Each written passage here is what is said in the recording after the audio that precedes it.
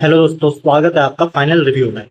अगर आप UK PSC और यूके ट्रिपल एससी एग्जाम्स की तैयारी बिल्कुल जीरो से शुरू कर रहे हैं तो अगले 180 दिन आपके लिए सबसे महत्वपूर्ण होने वाले हैं। आज है हमारा डे 6। आज हम भारतीय इतिहास के चैप्टर नंबर 3 में वैदिक सभ्यता जो है उसकी हम बात करेंगे। इस वीडियो में हम भारतीय इतिहास की उस नींव को समझेंगे जिसने हमारे समाज, संस्कृति और धर्म को यहाँ पे आकार दिया है। हम बात कर रहे हैं वैदिक सभ्यता की। आइए इस पूरी यात्रा को पन्ने दर पन्ने बेहद आसान भाषा में और कहानियों के जरिए समझते हैं। दोस्तों, पिछली वीडियो में हमने देखा था कि सिंधु सभ्यता भारत की एक बेहद और विकसित शहरी सभ्यता थी, लेकिन समय का चक्र घुमा और लगभग 1500 ईस्वी पूर्व के आसपास उस महान नगरी जो सभ्यता थी उसका अंत हो गया। अब सोचिए, इतने बड़े शहर अचानक गायब हो गए तो उसके बाद क्या हुआ? क्या भारत में सब कुछ खत्म हो गया? बिल्कुल नहीं। सिंधु सभ्यता के खंडरों पर एक नई संस्कृति का जन्म हुआ जिसे हम वैदिक सभ्यता या आर्य सभ्यता कहते हैं। जहां पे सिंधु सभ्यता आलीशान शहरों और व्यापार पर टिकी थी, वहीं ये नई सभ्यता बिल्कुल उसके उलट थी। ये ग्रामीण थी और पशुपालन पर आधारित थी। दोस्तों, इस पूरी सभ्यता को वैदिक सभ्यता इसलिए कहा गया क्योंकि इसकी जो जानकारी है हमें वेदों से मिलती है। ठीक है, वेदों से मिलती है और वेद का सीधा सीधा मतलब क्या होता है? ज्ञान होता है। और आर्यों के आगमन की बात करें तो इस सभ्यता को बसाने वाले आर्य थे। आर्य कहलाते थे, जिसका मतलब क्या होता था? श्रेष्ठ, उत्तम, उत्तम या कुलीन यहाँ पे होता था। और यहाँ पे बात करेंगे, जर्मनी के विद्वान थे, प्रसिद्ध मैक्स मूलर थे। उन्होंने आर्य का मतलब बताया था और उन्होंने ये बोला था कि ये मुख्य रूप से मध्य एशिया से, यानी कि बैक्ट्रिया एक स्थान पड़ता है यहाँ पे, वहां से आए थे आर्य। ठीक है, यहाँ पर आप देख सकते हैं, यह है बैक्टीरिया स्थान। ठीक, अब बात करेंगे यहाँ पे समय के विभाजन की। तो वैदिक सभ्यता को दो भागों में बांटा गया है। ऋग वैदिक काल जो कि 1500 से 1000 ईसा पूर्व, और उत्तर वैदिक काल की बात करें तो 1000 ईसा पूर्व से 600 ईसा पूर्व तक। यहाँ पे बात करेंगे ऋग वैदिक काल में, यहाँ पे इसमें सिर्फ ऋग्वेद से इसकी जानकारी मिलती है, और उत्तर वैदिक काल में अन्य जो 3 वेद हैं, बाकी के 3 वेद और अन्य जो ग्रंथ हैं उनसे वहां की जानकारी मिलती है। और जानकारी का एकमात्र साहित्यिक स्रोत जो है वो है ऋग्वेद संहिता।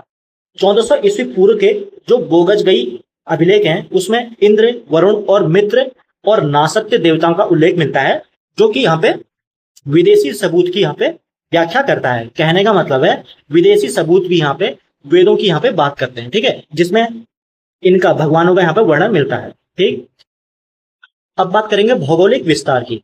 अब दोस्तों देखो, जब कोई नया परिवार किसी नई जगह जाता है तो वो सबसे पहले वहां देखेगा क्या? वो देखेगा पानी की सुविधा, उपजाऊ जमीन। और यहीं पर यह भी हुआ, जब आर्य भारत आए तो उन्होंने भी सबसे पहले क्या है, नदियों के किनारे अपना बसेरा बनाया। वे भारत के किसी कोने में फैल गए।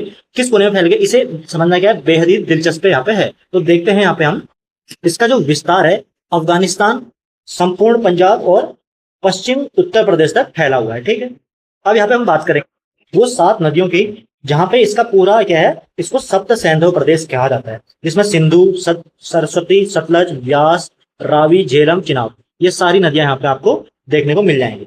और सरस्वती और द्रस्वती नदी के बीच क्या है, ब्रह्मवर्त कहलाता था इस क्षेत्र को। ठीक है, सरस्वती और द्रस्वती। ऋग्वैदिक काल की सबसे जो महत्वपूर्ण नदी है वो है सिंधु नदी, और सबसे पवित्र नदी कौन सी है? सरस्वती नदी बोलते हैं, जो इसको हम नरीतमा भी बोलते हैं ऋग्वैदिक काल में। और हिमालय की प्रसिद्ध चोटी जो है मुंजवंत, इसका जो ऋग्वेद में स्पष्ट उल्लेख मिलता है। और परुष्णी नदी की बात करें तो हम आज इसको रावी नदी के नाम से जानते हैं, जिसके तट पे क्या हुआ था, प्रसिद्ध दसराज युद्ध भी हुआ था परुष्णी नदी के तट पर।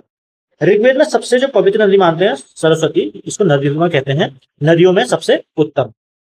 अब यहाँ पे बात करेंगे ऋग्वैदिक कालीन सामाजिक स्थिति। तो यहाँ पे आज हमारे समाज में कई तरह की क्या है, कुरीतियां आपको देखने को मिलती हैं, जैसे कि बाल विवाह, महिलाओं के साथ भेदभाव। लेकिन क्या आप जानते हैं कि आज से जो हजारों साल पहले ऋग्वैदिक काल में हमारा समाज कितना खुला और आधुनिक था? तो यहाँ आपको देखते हैं हम राजा महाराजाओं के टाइम पे उस समय समाज के अंदर क्या चीजें होती थी। तो यहाँ पे देखें तो जो ऋग्वैदिक समाज था वो पितृसत्तात्मक था। समाज की सबसे छोटी इकाई कुल होती थी, जो कि परिवार होती थी, और जिसका मुखिया क्या कहलाता था, कुलव कहलाता था। और स्त्रियों को समाज में अत्यंत सम्मानित स्थान यहाँ पे प्राप्त था। बात करेंगे यहाँ पे वर्ण व्यवस्था की, तो इसका प्रथम संकेत ऋग्वेद के 10वें मंडल के पुरुष सूक्त में मिलता है। और यहाँ पे देखें तो उस समय बाल विवाह, सती प्रथा, पर्दा प्रथा ऐसी प्रथाएं मौजूद नहीं थी और विधवा विवाह भी यहाँ पे प्रचलित उस टाइम पे था। यहाँ पे बात करेंगे, अगर किसी स्त्री के पति की यहाँ पे मृत्यु हो जाती थी तो वो क्या है, विधवा विवाह की पूरी इजाजत यहाँ पे थी कि लड़की दोबारा विवाह कर सकती है। जो लड़कियों की क्या है, जिंदगी भर शादी यहाँ पे नहीं करनी करती थी और वो सिर्फ पढ़ाई लिखाई करती थी, उन्हें क्या बोलते थे, अमाजू बोलते थे। ठीक है, यहाँ पे बात करेंगे जो लोपामुद्रा, घोषा, अपाला, ये विदुषी स्त्रियां थी, इन्होंने क्या की थी, ऋचाओं की यहाँ पे रचना की थी। और विवाह की बात करें तो अनुलोम यानी कि उच्च वर्ण पुरुष और प्रतिलोम यानी कि उच्च वर्ण स्त्री यहाँ पे विवाह प्रचलित थे। कहने का मतलब है अनुलोम विवाह वो होता था जहां पे पुरुष जो था उच्च वर्ण का होता था और प्रतिलोम विवाह में उच्च वर्ण की स्त्री होती थी। ठीक है, अब यहाँ पर बात करेंगे राजनीतिक स्थिति की ऋग्वैदिक काल में। तो अब सवाल उठता है कि सबसे बड़े, इतने बड़े समाज को संभालता कौन था? क्या उस समय समाज की जो क्या उस समय क्या आज की तरह जो समाज था वहां भी प्रधानमंत्री या मुख्यमंत्री होते थे? बिल्कुल नहीं। उस समय का समाज छोटे छोटे कबीलों में बटा हुआ था और कबीलों को चलाने के लिए लीडर की जरूरत होती थी, जैसे कि कबीलाई ढांचे पर आधारित थी और कबीले के मुखिया को राजा या गोप कहा जाता था, जिसकी शक्तियां क्या थी, सभा और समितियां थी। अब यहाँ पे बात करते हैं कबीलाई ढांचे। तो जो कबीलाई ढांचे के आधार पे राजा या गोप होता था, तो उसकी जो शक्ति होती थी, पावर होती थी, उसकी पावर को नियंत्रित करने के लिए सभा और समिति यहाँ पर दो संस्थाएं बनाई गई थी। ठीक है, ये संस्था थी यानी कि इंस्टीट्यूशन। यहाँ पे बात करेंगे सभा की, तो सभा क्या है, कबीले में बड़े बड़े जो बुजुर्ग होते थे और जो वीआईपी लोग होते थे, वहां पे सभा में वो लोग बैठते थे।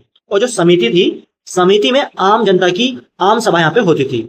राजा यहाँ पे कोई भी फैसला इन दोनों की मर्जी से नहीं ले सकता था। ठीक है, यानी कि इन दोनों की मर्जी के बिना इनके इजाजत यहाँ पे राजा को लेनी पड़ती थी, कोई भी यहाँ पे कदम उठाना पड़े तो। और प्रशासनिक इकाइयों की बात करें तो देश को चलाने के लिए एक व्यवस्थित ढांचा था। सबसे नीचे क्या था, कुल था, उसके बाद ग्राम, फिर विश्व, फिर जन और फिर राष्ट्र यहाँ पे आता था। और सबसे इंपॉर्टेंट है 10 राज्य युद्ध। ये इस काल में एक ऐतिहासिक लड़ाई हुई जिसे यह 10 राज्य युद्ध कहते थे।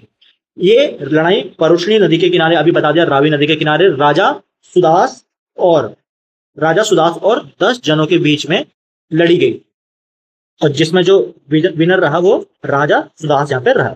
बात करेंगे यहाँ पे संस्था की, तो सभा और समिति की बता दिया है। बलि की बात करते हैं तो प्रजा द्वारा स्वेच्छा से राजा को दिया जाने वाला कर या उपहार होता था, बलि कहलाता था। और यहाँ पर देखें ऋग्वैदिक काल में राजा भूमि का स्वामी यहाँ पे नहीं होता था, भूमि का वास्तविक स्वामित्व आम जनता का यहाँ पे होता था। अब देखेंगे आर्थिक व्यवस्था की, आर्थिक स्थिति की। तो यहाँ पे बात करें तो आज के समय में अमीर वो माना जाता है जिसके पास बैंक बैलेंस है, गाड़ी है, बंगला है। लेकिन क्या आप अंदाजा लगा सकते हैं कि ऋग्वैदिक काल में अमीरी किस चीज से नापी जाती थी? जिसके पास जितनी ज्यादा गायें होती थी, यानी कि गायों की संख्या जितनी ज्यादा, वो उतना संपन्न, वो उतना अमीर होता था उस टाइम पे। ठीक है, यहाँ पे गाय को अघन्या बोलते थे, यानी कि ना मारे जाने योग्य पशु यहाँ पे माना जाता था। पुत्री को यहाँ पे दुहिता कहा जाता था क्योंकि वो गाय का दूध यहाँ पे दूहती थी, इसलिए पुत्री को दुहिता कहा जाता था। ऋग्वेद में केवल एक अनाज यानी कि यौ को जो आज के टाइम पे जौ बोलते हैं उसको यौ बोलते थे उस टाइम पे, उसका उल्लेख मिलता है ऋग्वेद में। और विनिमय यानी कि जो एक्सचेंज का माध्यम होता था वो गायों के साथ यानी कि निष्क स्वर्ण आभूषण का प्रयोग यहाँ पे किया जाता था। तो यहाँ पे देखें जो अघन्या है, गाय को इतना पवित्र माना जाता था कि उसे अघन्या कहा गया, यानी कि ना मारे जाने योग्य। अगर कोई गाय को नुकसान पहुंचाता या मारता तो उसे क्या है, कबीले से बाहर या सीधे मौत की सजा यहाँ पे दी जाती थी। और यहाँ पे देखें ऋग्वैदिक कालीन शब्दावली की, तो यहाँ पे जो लागल होता था, लागल को आज के टाइम पे हल बोलते हैं जिसको, उसको लागल बोलते थे। व्रत बैल को बोलते थे। और सीता यानी कि हल से बनी जो नालियां होती थी, खेतों में जो नालियां बनती थी, उसको क्या बोलते थे, सीता बोलते थे। ठीक है, ऋग्वैदिक काल में। और यहाँ पे इंपोर्टेंट फैक्ट ये है कि जो ऋग्वैदिक आर्य थे ये लोहे और कपास की फसलों से पूरी तरह से अनजान थे। जो व्यापार होता था इनका वस्तु विनिमय पर चलता था, यानी कि वस्तु विनिमय का मतलब है यहाँ पे जो चीजें होती हैं उसका एक्सचेंज करके, ये इसके बदले कुछ दे दिया, चावल के बदले कुछ दे दिया, तो ऐसे ही चलता था एक्सचेंज करके। ठीक है, तो अब देखेंगे धार्मिक स्थिति ऋग्वैदिक काल की। जब आदिमानव ने आसमान से बिजली कड़कते देखी, तब क्या है, तेज बारिश देखी और सूरज की तपिश महसूस की, तो वो डर गया और उसने क्या है, इन प्राकृतिक शक्तियों को ही भगवान मान लिया। ऋग्वैदिक आर्यों का धर्म भी कुछ ऐसा ही था जो पूरी तरह से प्रकृति की शक्तियों से यहाँ पे जुड़ा हुआ था। यहाँ पे आर्यों की बात करें तो बहुदेववादी होते थे। बहुदेववादी होते हुए भी एकेश्वरवाद में यहाँ पे विश्वास रखते थे। उनके जो देवता थे प्राकृतिक शक्तियों के प्रतीक थे, इसलिए जिन्हें 3 श्रेणियों में यहाँ पे बांटा जा सकता है। पहले हैं इंद्र, जो कि इनको पुरंदर भी बोलते थे। सबसे महत्वपूर्ण देवता होते थे, किलों को तोड़ने वाले और वर्षा के देवता यहाँ पे होते। अग्नि की बात करें तो दूसरे महत्वपूर्ण देवता, जिसमें मनुष्य और देवताओं के बीच यहाँ पे मध्यस्थता ये बनाते थे, यानी कि ये मध्यस्थ रहते थे, ठीक। और वरुण की बात करें तो जल और प्राकृतिक संतुलन यानी कि ऋत के रक्षक और ऋत से गोपा कहलाते थे। और गायत्री मंत्र की बात करें तो सविता यानी कि सूर्य को समर्पित है गायत्री मंत्र, और ऋग्वेद के 3रे मंडल में उल्लेख इसका मिलता है। कहने का मतलब है जो एकेश्वरवाद है यानी कि प्रकृति की जो पूजा है, आर्य वैसे बहुदेववादी थे, यानी कि उनके बहुत सारे देव थे, यानी वे बहुत से देवताओं को मानते थे, लेकिन जानते थे कि इन सबके पीछे शक्ति एक ही है, एकेश्वरवाद, इसमें विश्वास रखते थे। उन्होंने अपने देवताओं को बता दिया, ठीक। अब बात करेंगे यहाँ पे उत्तर वैदिक काल की भौगोलिक और राजनीतिक परिवर्तन की। तो दोस्तों, इतिहास में जब भी किसी नई शक्ति, किसी क्या बोलते हैं, नई शक्तिशाली धातु की यहाँ पे खोज होती है, तो पूरी दुनिया यहाँ पे बदल जाती है, आप सभी को पता है। ठीक ऐसा ही कब हुआ था, सन 1000 ईस्वी पूर्व के आसपास, जब क्या है भारत में लोहे की यहाँ पे खोज हुई। इस लोहे ने आर्यों का पूरा जीवन क्या है, उनका ठिकाना, उनकी जो राजनीति है वो हमेशा के लिए बदल गई। आइए देखते हैं कैसे ऋग्वैदिक काल अब उत्तर वैदिक काल में बदल गया। तो जब लोहे की खोज हुई तो लोहे की कुल्हाड़ियों से आर्यों ने क्या किया, अब जो घने जंगल थे उनको काटना शुरू किया। जो आर्य पहले पंजाब यानी कि सप्त सैंधव में वहां पे तक सीमित थे, वो क्या है अब आगे चलकर गंगा यमुना दोआब तक फैल गए, जो कि आज के टाइम पे यूपी और बिहार तक फैला हुआ है गंगा यमुना का दोआब। अब यहाँ पे क्षेत्रीय राज्यों का उदय, इससे क्या मतलब है, अब यहाँ पे जो जमीनें बढ़ी तो छोटे छोटे जो कबीले थे वो खत्म होने लगे और बड़े क्षेत्रीय राज्यों का यहाँ पे जन्म हुआ। और पहली बार क्या है, यहाँ पे राष्ट्र शब्द का प्रयोग हुआ, इसका इस्तेमाल हुआ। अब राजा सिर्फ कबीलों का रक्षक नहीं रहा, वो पूरी जमीन का यहाँ पे मालिक बन गया। अब बात करेंगे राजा की दैवी उत्पत्ति का सिद्धांत सर्वप्रथम ऐतरेय ब्राह्मण पे मिलता है। कहने का मतलब है ऐतरेय ब्राह्मण जो ग्रंथ है, इसमें पहली बार कहा गया कि राजा कोई साधारण इंसान नहीं है, उसमें भगवान का यहाँ पे अंश है, यानी कि दैवी उत्पत्ति है। ठीक है, दैवी उत्पत्ति यहाँ पे राजा की देखी जाएगी।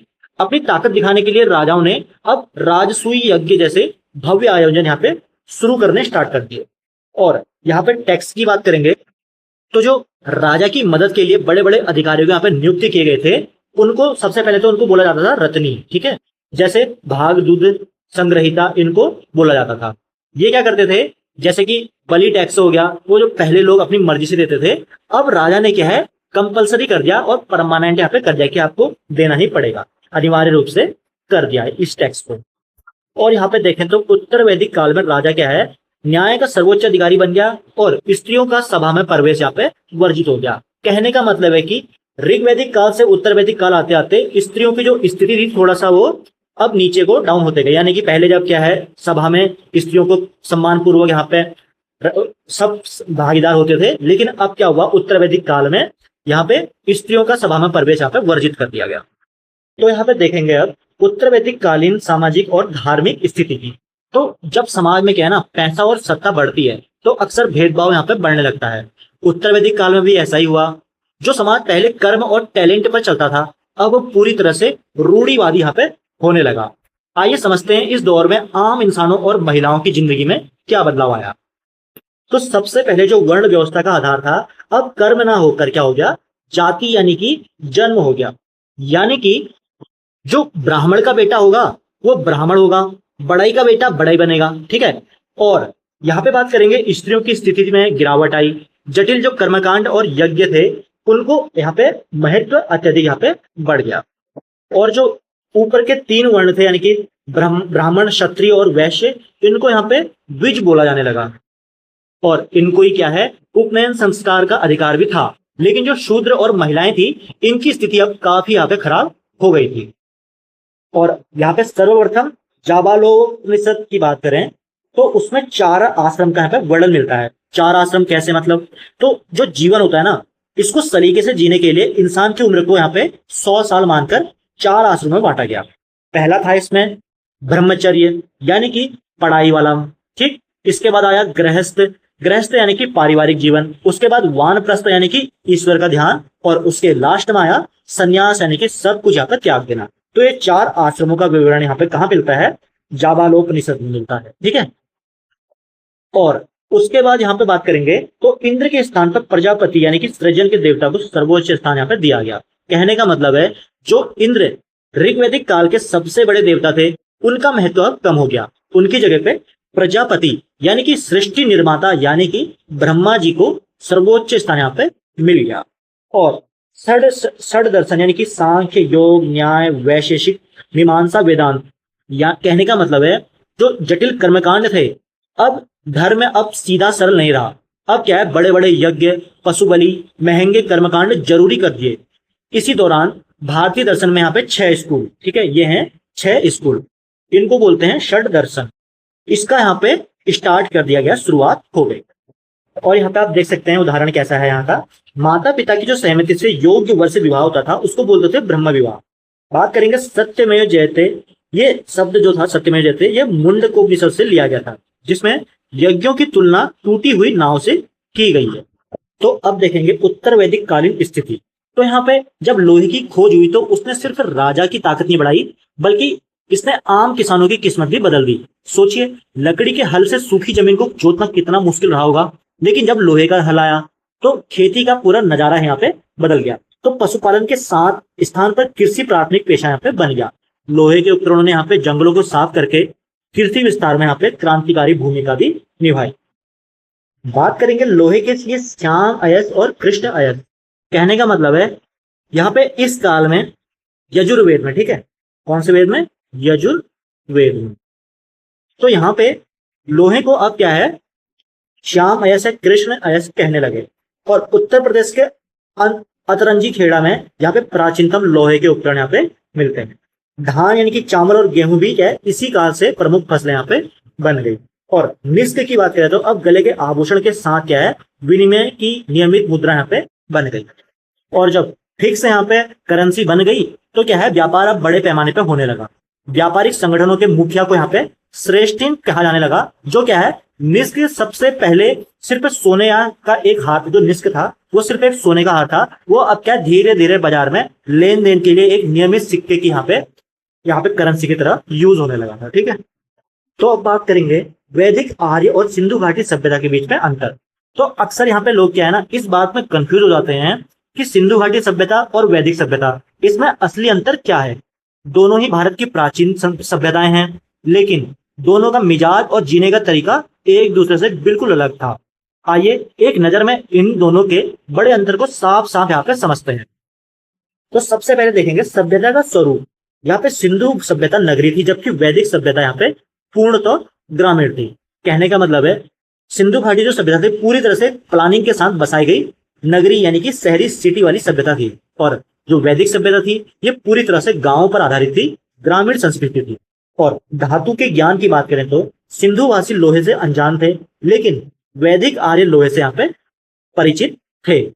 दूसरी बात करेंगे, अच्छा यहाँ पे देखो सिंधु घाटी के जो लोग थे वो ब्रोंज का इस्तेमाल करते थे यानी कि कांसे का इस्तेमाल करते थे, ठीक है, और वे लोग लोहे को जानते तक नहीं थे। लेकिन वैदिक काल में क्या है यहाँ पे लोहे को यहाँ पे अच्छी तरह से जानते थे। समाज की बात करते हैं तो यहाँ पे सिंधु घाटी का जो समाज था वो मात्र सत्तात्मक था, जबकि वैदिक समाज जो था वो पितृ सत्तात्मक था। यहाँ पे बात करेंगे पशु, यानी कि आर्यों का जो प्रिय पशु था वो घोड़ा था, और सिंधुवासी घोड़े से सामान्यतः अपरिचित थे। यहाँ पे आप देख सकते हैं। और धार्मिक मान्यता की बात करें, पूजा करने का तरीका की बात करें तो जो सिंधु सभ्यता के लोग थे वो मूर्ति पूजा पे यहाँ पे बिलीव करते थे, मूर्ति पूजा करते थे, जैसे कि पशुपति नाग की मूर्ति। लेकिन वैदिक आर्य जो थे वो प्रकृति की पूजा और यज्ञ करते थे। वे मंत्रों, प्रार्थना और यज्ञों के जरिए क्या है प्रकृति को पूजा करते थे।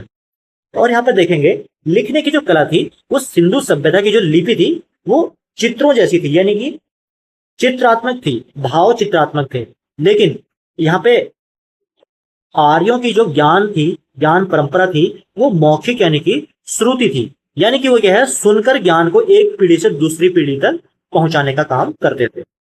अब बात करेंगे वैदिक काल के महत्वपूर्ण यज्ञ की। अब जब उत्तर वैदिक काल में राजाओं की ताकत यहाँ पे बहुत बढ़ गई तो क्या है, उन्होंने अपनी सत्ता, रसूख और अपनी इच्छाओं को पूरा करने के लिए भगवान के सामने बड़े बड़े और भव्य यज्ञ यहाँ पे शुरू करना स्टार्ट कर दिए। ये यज्ञ केवल पूजा पाठ नहीं थे, बल्कि राजा की शक्ति का लाइव यहाँ पे टेलीकास्ट थे। आइए जानते हैं कि कौन कौन से यज्ञ किस काम के लिए होते थे। अब सबसे पहले है अश्वमेध यज्ञ। आपने नाम सुना होगा। साम्राज्य विस्तार के लिए घोड़े को यहाँ पे स्वतंत्र छोड़ देते थे। कहने का मतलब है, ये सब पहली बात तो सबसे प्रसिद्ध यज्ञ था। इसमें क्या करता था, राजा एक घोड़े को स्वतंत्र छोड़ देता था। वो घोड़ा जहां जहां से गुजरता था, या वो जमीन, या जहां से भी गुजरता था, वो जमीन राजा की हो जाती थी। अगर किसी ने घोड़े को रोक दिया तो क्या है, उसे राजा से युद्ध करना पड़ता था। और साम्राज्य विस्तार का यहाँ पे ये प्रतीक माना जाता है। दूसरा है राजसूय यज्ञ। यहाँ पे जब किसी नए राजा का राज्याभिषेक होता था, तब क्या है, यज्ञ, ये वाला यज्ञ राजसूय यज्ञ किया जाता था, ताकि क्या है, राजा का रथ हमेशा क्या है, या रथ नहीं मतलब राजा क्या है, राजा को यहाँ पे दिव्य शक्ति यहाँ पे प्राप्त करने हेतु ये राजसूय यज्ञ किया जाता था। तीसरा है वाजपेयी यज्ञ। यहाँ पे शक्ति प्रदर्शन के लिए रथ दौड़ का आयोजन यहाँ पे किया जाता था।